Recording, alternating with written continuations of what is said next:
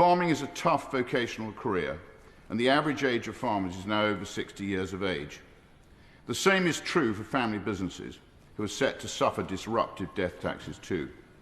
The backbone of Britain's nation of shopkeepers is being broken by socialist design. As Winston Churchill presciently observed, we contend that for a nation to try to tax itself into prosperity is like a man standing in a bucket and trying to lift himself up by the handle. Dr. Simon Opher. Thank you, Madam Deputy Speaker, and may I thank the honourable member for Great Yarmouth, who should know better because one of his relatives used to be a doctor in my village in the Cotswolds.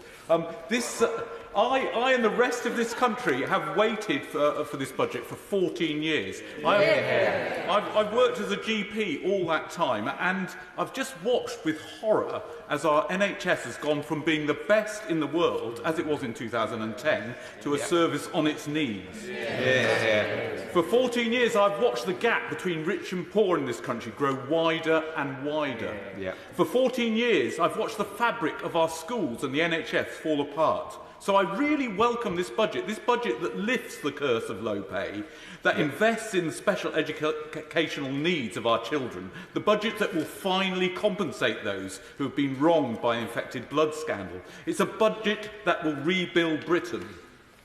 Lifting people out of low pay and making them more equal is probably the most effective way of preventing ill health and making our population more healthy. So what I really welcome in this budget is the huge amount of funding for the NHS, the biggest in 14 years.